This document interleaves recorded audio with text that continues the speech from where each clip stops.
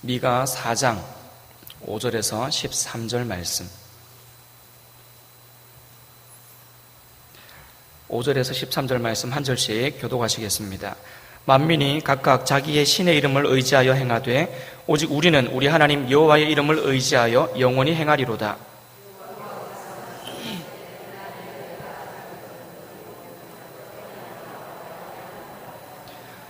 발을 저는 자는 남은 백성이 되게 하며 멀리 쫓겨났던 자들이 강한 나라가 되게 하고 나 여호와가 시온산에서 이제부터 영원까지 그들을 다스리리라 하셨나니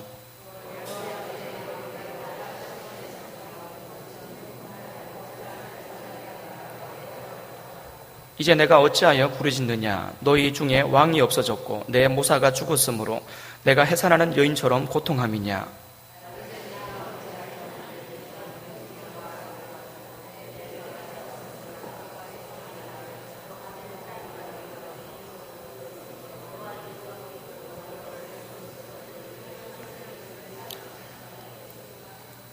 이제 많은 이방 사람들이 모여서 너를 치며 이르기를 시온이 더럽게 되며 그것을 우리 눈으로 바라보기를 원하노라 하거니와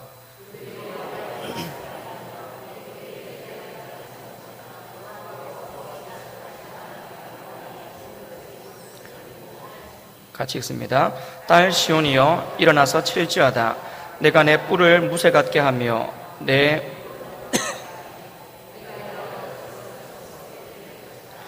내가 그들의 탈취물을 구별하여 여호와께 드리며 그들의 재물을 온 땅에 주께 돌리리라. 아멘. 이스라엘 백성들에 대한 심판, 멸망을 예언했었고 그 예언 멸망 이후에 심판 이후에 있을 회복을 또한 이야기하고 있습니다. 이스라엘 백성들이 이렇게 심판당했던 이유는 그들의 죄악 때문이었습니다. 그런데 이스라엘 백성들이 처음부터 끝까지 악하기만 했던 것은 아니었습니다. 그들도 하나님의 은혜에 감사하면서 말씀대로 살았던 때도 있었습니다. 왜냐하면 하나님께서 그들을 인도에 가신 것을 알거든요. 애굽에서 인도하여 내셨고 광야길을 인도하셨고 가나안 땅을 그들에게 허락하셨고 그 가나안 땅에서 정착하여 살아갈 수 있도록 하나님이 도우셨습니다. 그걸 알고 있거든요. 그래서 하나님의 말씀에 순종하면서 잘 살았던 때도 있었습니다.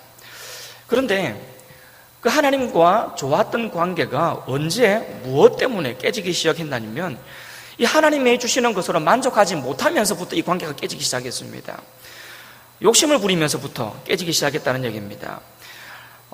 욕심이 생기기 시작하니까 하나님이 주신 것에 대해서 만족하지 못하게 됩니다.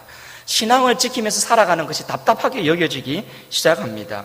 이 신앙만 조금 옆으로 제쳐놓으면 더 잘 살 수 있을 것 같고 신앙만 조금 우리가 좀 옆으로 제쳐놓으면 훨씬 더 힘 있는 나라가 될 수 있을 것 같은데 하나님의 말씀대로만 살아가고 하나님이 허락하시는 것만 하면서 살아가려고 하니까 더 잘 살 수 있는데 포기하고 더 힘 있는 나라가 될 수 있을 것 같은데 그걸 포기하는 것 같은 그런 느낌이 자꾸 들기 시작했던 거죠. 실제로 주변 나라들을 보니까 하나님의 뜻대로 안 사는데 그들 마음대로 사니까 더 우리나라보다 더 잘 살고 더 힘 있는 나라가 되는 것을 보는 겁니다.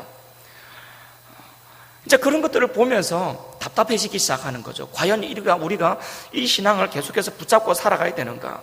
하나님이 허락하시는 범위 안에서만 과연 우리가 살아가야 되는가? 이게 답답해지기 시작하는 거죠. 그러면서 조금씩 벗어나기 시작하는 겁니다. 우리보다 더 잘 사는 나라, 저 나라를 한번 따라해보자.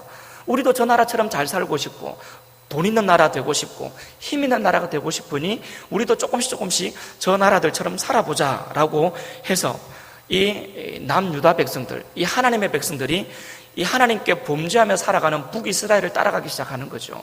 그러면서 점점 하나님으로부터 멀어지기 시작했던 겁니다. 그러한 생각과 바로 그런 행동들 때문에 결국은 하나님과의 관계가 깨어지게 되었고 하나님의 심판을 받기에 이르게 되었습니다. 결국 하나님 앞에서 심판받는 것 때문에 전쟁을 하게 되고 전쟁에 나가서 많은 사람들이 죽었고 안 죽은 사람들은 결국은 포로로 끌려가거나 여기저기 도망치고 흩어지게 되는 그런 지경에 이르게 되었던 거죠. 그리고는 깨닫기 시작하는 겁니다. 하나님의 말씀에 순종하며 살 때가 좋았구나 라는 것을 깨닫기 시작하는 거죠. 하나님이 우리와 함께 하시면서 우리를 보호해 주실 때가 그때가 좋았던 때였구나. 더 잘 살아보겠다고 하나님을 멀리하고 세상을 쫓아다녔는데 그게 정말 바보 같은 짓이었구나 라는 것들을 깨닫게 되는 거죠. 그런 깨달음을 하나님께서 그들에게 주셨습니다. 그리고 그렇게 깨달은 하나님의 자녀들, 그 백성들을 하나님은 다시 하나님의 나라로 돌아오게 하시면서 회복시켜 주시겠다라고 말씀하고 계신 겁니다. 하나님께서 그렇게 회복을 말씀하시니까 이 유다 백성들이 5절 말씀처럼 이렇게 다짐하고 있는 겁니다. 만민이 각각 자기의 신의 이름을 의지하여 행하지만 오직 우리는 우리 하나님 여호와의 이름을 의지하여 영원히 행하겠다라고 정신 차리고 이제는 다시 하나님의 말씀 앞에서 제대로 한번 살아보겠다고 그렇게 다짐을 하고 있는 겁니다. 이게 그냥 저절로 깨달아진 게 아닙니다. 한번 제대로 망하고 난 이후에 깨닫게 된 내용입니다. 한번 하나님을 떠나서 한번 제대로 망해보고 나니까 이러한 깨달음이 생긴 거죠. 하나님의 말씀에 순종하는 것이 정말 귀한 삶이었구나. 하나님의 말씀에 순종하는 것이 정말 우리가 살아가야 될 삶의 방향이었구나. 이러한 신앙의 가치를 깨닫게 되는 겁니다. 세상의 많은 우상들은 진짜 그야말로 우상이구나. 우리가 믿는 하나님이 진짜 하나님이시고 그 하나님 앞에서 살아갈 때가 우리가 가장 행복하게 살아갈 때였구나 라는 것들을 고백하는 거죠. 골리앗 앞에 다윗이 섰습니다. 다윗은 하나님의 말씀을 붙들고 섰고 골리앗은 칼과 단창 이런 것들을 가지고 섰습니다. 그래서 다윗이 소리를 쳤죠. 너는 칼과 창과 단창을 가지고 내게 나오지만 나는 만군의 여호와의 이름으로 나간다. 골리앗은 손에 잡히고 눈에 보이는 칼과 단창 이런 것들을 가지고 나갔습니다. 그러나 다윗은 눈에 보이지 않지만 여호와의 이름을 가지고 나갔습니다. 베드로와 요한이 성전 미문을 지나갈 때에 안전병의 거지가 이제 도와달라고 하죠. 그때에 이 베드로와 요한이 뭐라 그랬냐면요, 은과 금은 내게 없거니와 내가 내게 있는 것으로 너에게 주노니 곧 나사렛 예수 그리스도의 이름으로 일어나 걸으라 라고 말합니다. 사람들은요, 손에 잡히고 눈에 보이는 돈을 중요하게 생각합니다. 그러나 베드로와 요한은 손에 잡히지 않고 눈에 보이지 않았지만 나사렛 예수 그리스도의 이름을 그들이 붙잡고 살아갔던 거죠. 여러분, 이것이 세상 사람들과 예수 믿는 사람들의 차이입니다.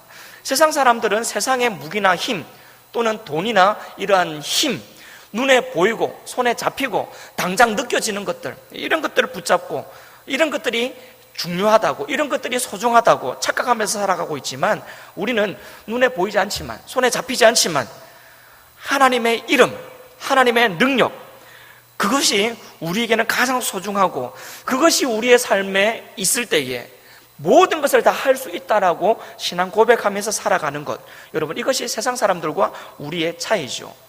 여러분, 이것이 차이라고 우리가 인정한다면 우리의 삶은 어느 쪽에 좀 더 가깝게 살아가고 있는지를 한번 점검해 보셔야 되죠.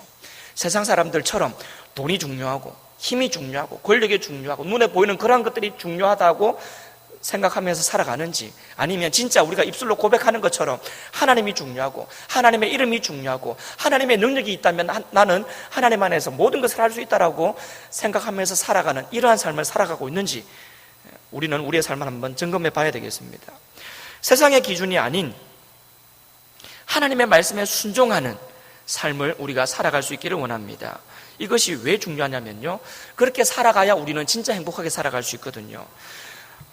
그래서 예수 믿는 사람들의 과제는 세상의 것을 많이 얻고 세상의 것을 많이 모으는 그것이 우리의 과제가 아닙니다. 우리의 과제는 세상의 것을 많이 모으는 것이 아니라 어떻게 하면 하늘의 문을 열어서 하나님의 힘과 하나님의 능력이 우리에게 임하게 하는가, 여기에 우리는 집중하면서 살아가야 되는 거죠. 세상에 있는 것을 취해서 부자가 되는 게 아닙니다. 남의 것을 취해서, 남의 것을 빼앗아서 내 배가 불러지는 것이 아닙니다. 부자가 되는 게 아닙니다.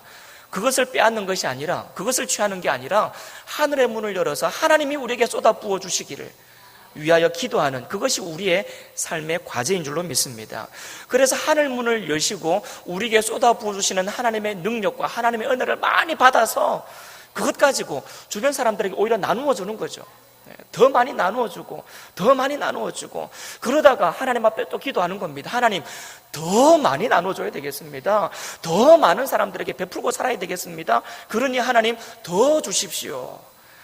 이게 우리가 살아가는 삶의 과정인 겁니다. 여러분, 이것을 위해서 기도할 수 있는 여러분 되시기를 바랍니다. 하나님께서 이것을 한번 망하고 한번 철저하게 실패하고 난 이후에 차라리 옛날이 좋았다고, 그때가 하나님께서 함께 하실 그때가 좋았다고 후회하고 있는 백성들에게 이러한 내용들을 깨닫게 하시는 거죠. 그러면서 그들에게 회복을 이야기하시는 겁니다. 그러면서 하나님의 나라를 다시 회복하실 것을 이야기하는데, 무너진 하나님의 나라를 새로 회복시키면서 무엇으로 내가 내 나라를 회복시킬 건지, 그 회복시키는 재료들을 지금 하나님이 말씀하시는데, 그 내용물을 가만히 살펴보니까요, 하나님이 필요로 하는 하나님 나라를 회복시키는 재료가 바로 사람인 것을 우리는 이 말씀을 통해서 알 수 있습니다. 6절 7절을 한번 보십시오. 여호와께서 말씀하시되 그날에는 내가 저는 자를 모으며 쫓겨난 자와 내가 환난받게 한 자를 모아 발을 저는 자를 남은 백성이 되게 하며 멀리 쫓겨났던 자들이 강한 나라가 되게 하고 나 여호와가 시온산에서 이제부터 영원까지 그들을 다스리리라 하셨나니. 자, 하나님께서 영원히 다스리시를 하나님이 새롭게 회복시키실 그 나라를 하나님이 새롭게 만들어 가시는데 무엇을 통해서 만들어 가시겠다라고 말씀하시느냐 하면 사람을 통해서입니다. 사람을 통해서 하나님이 하나님의 나라를 회복시키시고 다시 만들어 가시겠다라고 말씀하시는데, 특이한 게 있습니다. 뭐냐면요, 잘나고 똑똑한 사람을 세워서 그 나라를 회복시켜 나가시겠다라고 하지를 않는 겁니다. 잘난 사람, 똑똑한 사람, 돈 있는 사람, 많이 배운 사람, 그런 사람들을 사용하여서 하나님의 나라를 새로 만들어 가시는 것이 아니라 저는 자, 쫓겨난 자, 환난받은 사람, 이런 사람들을 통해서 하나님이 하나님의 나라를 새로 만들어 가시겠다라는 겁니다. 왜 그러실까요? 왜 하나님은 이런 사람들을 부르시는 걸까요? 이왕이면 좀 잘난 사람, 똑똑한 사람들, 그런 사람들을 사용하셔가지고 나라를 좀 더 그럴듯하게 회복시키시지, 좀 그럴듯하게 좀 있어 보이게 누가 보더라도 야, 참 좋은 나라다라고 생각이 들 만큼 그렇게 나라를 회복시키시지, 왜 하필이면 저는 자, 부족한 자, 환난당한 자, 이런 좀 이렇게 연약해 보이고 부족해 보이는 이런 사람들, 어떻게 보면 좀 쓸모없어 보이는 이런 사람들을 사용하셔가지고 이런 회복의 역사를 진행해 나가시는가? 여러분, 이러한 우리가 좀 궁금점을 가져야 됩니다. 이것이 참 우리가 쉽게 생각하면 왜 도대체 그러시는지 이해할 수 없는 그러한 부분이기 때문에 그렇습니다. 여러분, 왜 그러시겠습니까? 간단합니다. 하나님은 사람들의 교만을 싫어하시기 때문에 그렇습니다. 사람들은 힘이 있고 능력이 있으면 하나님을 의지하기보다는 자기 자신을 좀 더 의지하려고 하는 그러한 본성이 있습니다. 좀 우리가 쉽게 생각하면 이렇게 하나님께서 건강을 많이 주셨고 또 돈도 많이 주셨고 공부도 많이 하게 하셔서 학식까지 이렇게 갖추게 하셨으면 하나님이 그렇게 많이 주셨으니까 하나님 앞에 감사하면서 살아가야 될 것 같은데, 현실은 정반대라는 거죠. 아니, 그렇게 하나님이 건강 주셨고 돈 주셨고 공부도 하게 하셔가지고 똑똑하게 만드셨으면 감사하고 하나님 앞에 더 찬송해야 되는데, 오히려 그런 사람들이 자기 잘난 줄 알고 살아가더라는 겁니다. 그게 우리 인간이더라는 겁니다. 하나님이 그렇게 많이 주셨으면 그 많이 얻은 것에 대해서, 많이 받은 것에 대해서 하나님 앞에 더 많이 감사하고 더 많이 겸손하게 살아가야 될 것 같은데, 오히려 그런 사람들이 교만하여져서 자신들이 누리는 것이 마치 자기가 잘나서 자기 재주로 그러한 것들을 누리는 것처럼 착각하면서 살아갈 뿐만 아니라 오히려 그런 착각 속에서 하나님을 멀리하게 되더라는 겁니다.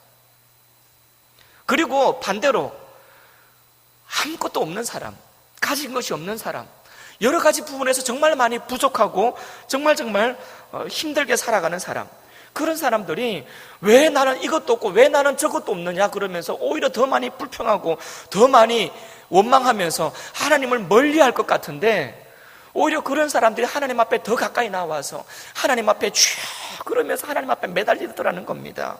그러면서 오히려 그 사람들이 하나님 앞에서 감사하고 하나님을 찬송하며 겸손하게 살아가더라는 거죠. 여러분, 이런 것들을 하나님이 보시는 겁니다. 그리고 하나님이 이러한 것들을 생각하시는 거죠. 그래서 하나님은 자기 잘난 맛에 자기 잘난 줄 알고 살아가는 그러한 똑똑하고 힘있고 재주있고 돈 많은 사람들을 사용하기가 싫은 겁니다. 왜요? 그런 사람들 통해 가지고 나라 세워놓으면 뭐라 그래요? 내가 세웠다 그럴 거잖아요. 내가 힘이 있어서, 내가 뜻이 있어서, 내가 큰 결심을 하고 내가 이 나라를 세웠다라고 그럴 거 아닙니까? 그러니까 하나님은 그 꼴이 보기 싫은 겁니다. 그런 모습이 보기 싫은 거예요.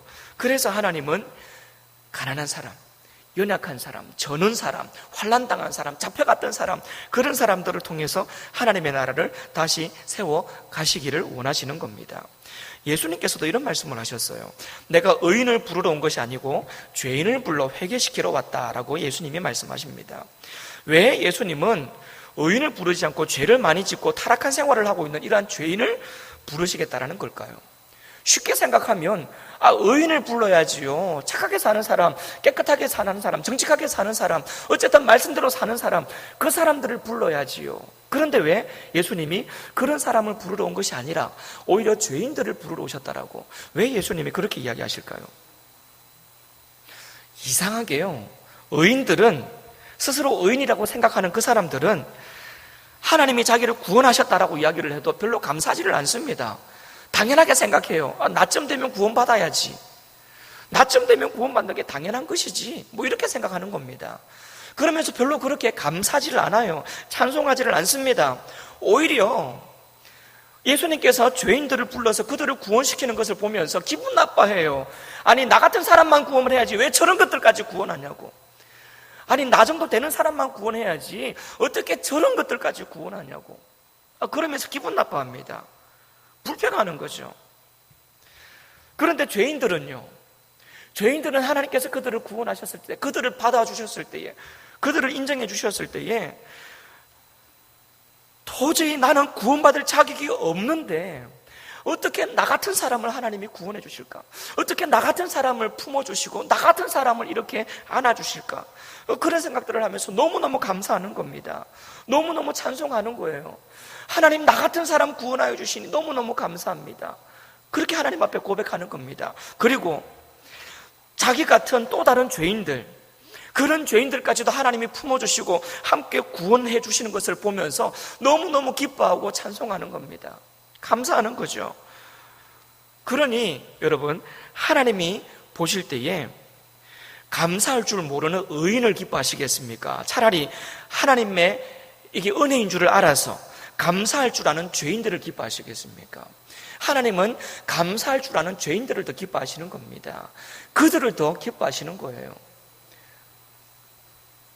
여러분, 이런 것들을 생각하면서 다시 우리가 오늘 본문을 살펴보면 이스라엘을 회복시키시면서 하나님께서 그 나라를 회복시키는 그 도구로, 재료로 사용하시기를 원하시는 하나님이 부르시는 사람들, 그런 사람들은 잘난 줄 알고, 자기 잘난 줄 알고, 자기 똑똑한 줄 알고, 자기 힘 있는 줄 알고 그렇게 살아가는 사람들이 아니었던 겁니다. 환난당한 사람, 저는 사람, 철저하게 실패를 경험했던 사람, 환난과 고난 속에 푹 빠져 있었던 사람, 그런 사람들을 하나님이 부르셔서 그런 사람들을 통해서 하나님의 나라를 세워 나가시려고 하는 겁니다. 왜냐하면 그 사람들은 고통과 환난 이런 것들을 이미 한번 경험해 본 사람들입니다.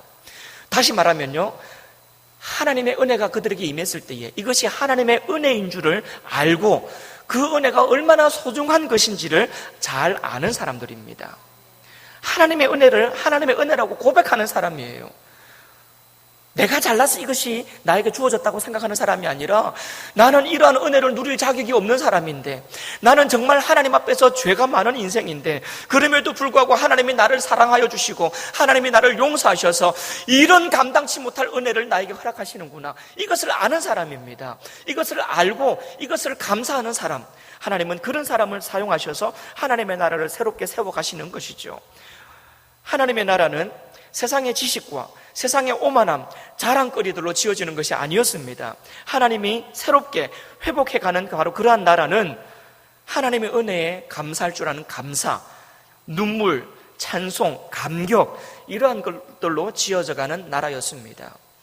하나님은 오늘 우리 교회를 향해서도 마찬가지 마음을 갖고 계십니다. 여러분, 교회는 무엇으로 세워집니까? 세상 사람들이 세상에서 인정받고 잘 나가는 사람들, 그런 사람들이 모여가지고 서로서로 자기가 잘났다고 이야기하고 자기 자신을 드러내고 자기 지식을 나타내고 자기 돈을 자랑하면서 서로서로 높아지느라고 바쁜 그런 가운데 하나님의 이름은 점점 희미해져 가는 그런 교회를 하나님은 기뻐하지 않습니다. 세상 사람들은 돈 있는 사람이 많이 모여있고 세상에서 인정받을 만한 사람이 많이 모여있으면 저 교회 좋은 교회다라고 이야기할 수 있을지 몰라도요, 하나님은 그런 교회를 좋은 교회라고 말씀하지 않습니다. 오히려 하나님이 기뻐하시는 교회는 차라리 좀 가난하고 좀 못 배웠고 좀 여러 가지로 부족한 부분이 많다 할지라도 그런 사람들이 모여서 함께 하나님을 향해서 감사하고 찬송하고 감격과 눈물로 그 교회를 사랑하며 세워가는 교회, 여러분 그런 교회를 하나님은 기뻐하시는 거죠. 그래서 교회는 돈으로 짓는 것이 아니랍니다. 교회는 성도들의 감사와 눈물로 짓는 거랍니다. 우리 영광교회가 이 자리에 있는 우리 성도들의 감사와 눈물로 지금보다 더 좋은 교회로 그렇게 세워져 갈 수 있기를 주님의 이름으로 축복합니다. 여러분, 또 교회가 이 건물이 아니라는 거 우리가 다 알고 있죠. 교회가 건물이 아니랍니다. 교회가 건물이 아니라 교회는 성도들의 모임이랍니다. 그러니까 성도들이 곧 교회인 거죠. 여러분, 이걸 생각한다면 고난받고 연단받아서 참으로 하나님의 말씀의 가치를 정확하게 알면서 정말 매일매일 그 하나님의 말씀 앞에 나를 다듬어가고 그러면서 정말 감사하고 찬송하고 매일매일 눈물로 하나님 앞에 기도하며 살아가는 그러한 내가 하나님이 기뻐하시는 교회인 겁니다. 그러한 나 같은 사람이 모여있는 우리 교회가 진짜 하나님이 기뻐하시고 좋아하시는 그러한 교회입니다. 우리 영광교회가 그렇게 하나님 앞에 감사하고 찬송하고 감격하고 눈물 흘리는 그러한 우리의 감사와 눈물 때문에 점점 더 좋아지는 그러한 주님의 교회 될 수 있기를 간절히 바랍니다. 여러분, 이런 말씀을 듣고 있으면요, 말은 맞다 생각이 들 때가 있어요. 말은 맞고 저 말이 참 맞는 말인 것 같긴 한데 실제로 세상 살아가다 보면 저런 말씀대로 살아가는 것이 얼마나 힘든지 모른다라고 생각을 하는 사람이 아마 있을지 모르겠습니다. 저렇게 설교하는 말이야 다 맞는 말인데 실제로 우리가 사회생활을 하다 보면 어떻게 우리가 다 말씀대로만 살아갈 수 있겠느냐, 세상이 그렇게 호락호락하지 않다라고 생각하는 사람이 있을지도 모르겠습니다. 말씀의 원리대로 살아가는 것이 말은 맞는 말인데 실제로 사회생활 할 때는 그렇게 사는 것이 불가능하다, 그렇게 살면 다 망한다 라고 생각하는 사람이 있을지도 모르겠습니다. 한편으로 생각해보면 그런 염려도 일리는 있습니다. 왜냐하면 세상이 점점 더 어두워져 가고 있거든요. 그런 어두워져 가는 세상 속에서 예수 믿는 사람들이 말씀대로 살겠다라고 고집하면서 사는 것, 어떻게 보면 참 어리석어 보이기도 합니다. 저렇게 살면 안 되는데, 저렇게 살면 망할 텐데 라고 생각이 들 수도 있을 것 같아요. 실제로 예수님도 제자들을 세상으로 보내시면서 이런 말씀을 하셨죠. 너희를 세상에 보내는 것이 양을 이리 가운데 보내는 것 같다 라고 말씀하시면서 그렇게 걱정도 하셨습니다. 세상에는 똑똑한 사람 많습니다. 계산이 빠른 사람도 많고 자기 배불리기 위해서 남을 짓밟는 사람도 많습니다. 그런 사람들과 더불어서 같이 살아가는데, 그런 사람들로 가득 차 있는 세상을 살아가는데, 그런 사람들과 함께 어울려 살아가면서 말씀대로 나는 살겠다고 고집하는 것, 여러분 진짜 예수님이 이리때 가운데 양을 보내는 것처럼 그렇게 참 걱정스러운 삶인 것은 분명합니다. 그래서 어쩌면 그런 이리때 속에서 우리가 양으로서 어떻게 살아갈 수 있겠냐고 그렇게 걱정할 수도 있을 것 같습니다. 맞습니다. 힘의 논리, 돈의 논리가 지배하고 있고 세상에 계산에 밝은 세상 사람들로 가득 차 있는 세상을 살아가면서 우리가 그리스도인으로서 살아간다는 것이 진짜 이리들 속에서 양으로 살아가는 것처럼 진짜 불안한 그런 삶으로 생각될 수도 있습니다. 그런데요, 한 가지 더 생각해야 될 게 있습니다. 우리는 양이지만 결코 홀로 내버려진 양은 아니라는 겁니다. 우리 곁에는 항상 목자 되신 하나님이 함께 하십니다. 이것을 우리가 믿어야 됩니다. 이리떼 속에서 양으로 살아가는 건 맞아요. 양 혼자서 살아가면 못 삽니다. 그런데 살아갈 수 있는 이유가 뭐냐면 이리보다 훨씬 더 힘있고 능력이 있으신 하나님이 우리의 목자가 되어주신다는 겁니다. 목자 대신 우리 하나님이 늘 언제나 우리를 지켜주신다는 거죠. 그 하나님께서 우리를 항상 푸른 풀밭과 시원한 물가로 우리를 인도해 가시면서 우리가 편안하게 살아갈 수 있도록 양으로서의 모습을 지키면서 살아갈 수 있도록 하나님께서 도와주시겠다는 겁니다. 이것이 우리의 신앙 고백입니다. 이것을 우리가 신앙 고백한다면 우리는 실제로 양으로서의 삶을 살아가는 것을 주저하지 말아야 됩니다. 어떻게 이리 속에서 양으로 살아갈 수 있습니까? 라고 말하면 안 되는 겁니다. 이리떼 속에서 살아남기 위해서는 우리도 같은 이리가 되어야 된다라고 말하는 것은 어리석은 사람입니다. 하나님께 감사하고 하나님의 말씀에 순종하는 한 마리 어린 양이 될 때에, 정말 제대로 우리가 양이 될 때에 하나님께서 제대로 우리의 목자가 되어주십니다. 그 목자는 이리하고는 비교할 수 없는 천하 만물을 창조하신 창조주이십니다. 그분이 우리를 지켜주실 때에 우리는 정말 안전하고 행복한 삶을 살아갈 수 있습니다. 이것을 우리는 신앙으로 고백하는 사람들입니다. 신앙 고백대로 살아갈 수 있는, 실제로 살아갈 수 있는 그러한 저와 여러분 될 수 있기를 주님의 이름으로 축복합니다. 양은 그냥 목자가 인도하는 대로 따라다니면서 좋은 풀 먹고 좋은 물 마시면서 그렇게 사는 것이 가장 건강하게 사는 것이고 가장 행복하게 사는 겁니다. 양이 풀이 입맛에 안 맞다고, 아니면 풀 말고 다른 것도 한번 먹어보고 싶다고 만약에 동물성 사료를 먹으면 어떻게 됩니까? 여러분, 소가 동물성 사료 먹어가지고 생긴 병이 광우병이라죠. 자기가 먹을 게 정해져 있습니다. 먹어야 되는 게 정해져 있어요. 근데 먹어야 될 것이 정해져 있는데 다른 게 좀 더 좋아 보인다고, 다른 게 좀 더 맛있어 보인다고 그것 먹다가는요 큰일 나는 겁니다. 예수 믿는 사람들은 우리가 살아가야 될 삶의 방향이 정해져 있습니다. 하나님의 말씀에 순종하며 살아가는 것, 여러분 그것이 우리에게 정해져 있는, 우리가 건강할 수 있고 행복할 수 있는 정해져 있는 삶인 줄을 믿으시기를 바랍니다. 세상 것이 아무리 더 좋아 보여도, 아무리 더 맛있어 보이고 아무리 더 눈에 좋아 보여도 거기에 가서 기웃기웃 하다가는 광우병 걸리는 겁니다. 병 들어가는 거죠. 망해가는 겁니다. 예수 믿는 사람이 망하는 이유, 세상에서 기웃기웃해서 망하는 겁니다. 하나님의 말씀에 붙들려서 살아간다면 목자이신 하나님께서 우리를 결코 망하게 하지 않으실 것을 믿으시기를 바랍니다. 그래서 우리의 고민은 어떻게 하면 더 잘 살까? 어떻게 하면 더 건강할까? 어떻게 하면 좀 더 돈을 가질 수 있을까? 어떻게 하면 좀 더 힘을 얻을 수 있을까? 이런 것들을 고민하는 것이 아니라 어떻게 하면 좀 더 하나님의 좋은 양이 될까? 하나님이 기뻐하시는 착한 양이 될까? 여러분, 이런 것들을 고민할 수 있는 여러분 되시기를 간절히 바랍니다. 혹시라도 세상의 것이 더 좋아 보여서 지금까지 세상에서 기웃기웃 했던 분이 이 자리에 계신다면 속히 목자 되신 하나님 품으로 돌아오시기를 간절히 바랍니다.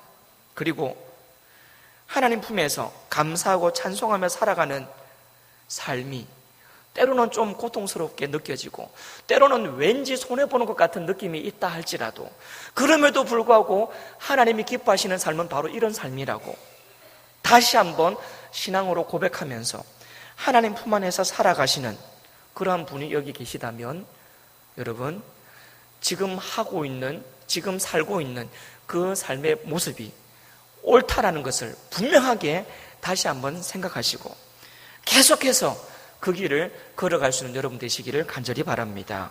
순간적으로는 세상 것이 더 좋아 보일 수 있습니다. 순간적으로는 왠지 예수 믿는 사람으로서 계속 말씀 순종하며 살아가면 손해보는 것처럼 느껴질 수도 있습니다. 그러나 하나님의 말씀대로 살아갈 때에 가장 건강하게 살아가는 것으로 우리의 삶은 이미 정해져 있습니다. 하나님이 이 세상을 창조하실 때에, 우리 사람들을 창조하실 때에, 저와 여러분들을 이 땅에 만드실 때에 하나님은 우리를 향해서 그러한 삶을 살아갈 때에 가장 행복하게 살아갈 수 있도록 그렇게 애시당초 만들어 놨습니다. 좌로도 우로도 치우치지 아니하고 이 길 걸어갈 수 있는 저와 여러분 될 수 있기를 간절히 바랍니다. 좀 힘들어도 끝까지 걸어간다면 그 길 끝에는 우리 주님이 두 팔 벌리고 기다리고 계십니다. 마지막에 그 주님 품에 푹 끌어안기면서 그동안 힘들었지만 우리 주님 계실 줄 알고 여기까지 달려왔습니다. 좌로도 우로도 치우치지 아니하고 주님을 향해서 이렇게 나아왔습니다. 옆으로 세지 아니하고 끝까지 올 수 있도록 해주셔서 감사합니다. 그렇게 고백할 날이 있을 줄로 믿습니다. 여러분, 이 믿음의 길을 끝까지 걸어가시는 저와 여러분 될 수 있기를 주님의 이름으로 축복합니다. 기도하겠습니다. 하나님 감사합니다. 하나님이 우리에게 요구하시는 삶, 하나님이 우리에게 기대하시는 삶, 그러한 삶을 살아갈 수 있기를 간절히 원합니다. 아무리 세상 것들이 더 좋아 보여도, 그리고 하나님 품 안에 있을 때 왠지 손해보는 것 같아도 하나님 품 안에 살아가는 삶이 가장 행복한 삶이고 가장 건강한 삶인 것을 알아서 좌우로 치우치지 아니하고 끝까지 이 믿음의 길을 걸어갈 수 있는 우리의 삶이 될 수 있도록 도와주시옵소서. 이 길 끝에 우리를 향해서 두 팔 벌리고 기다리고 계신 우리 주님을 기대하며 오늘 하루도 믿음의 삶을 살아갈 수 있도록 도와주옵소서. 살아가되 겸손하게 감사와 찬송과 눈물로 살아가는 우리의 삶이 될 수 있도록 도와주옵소서. 감사드리며 살아계신 예수님의 이름으로 기도합니다. 아멘.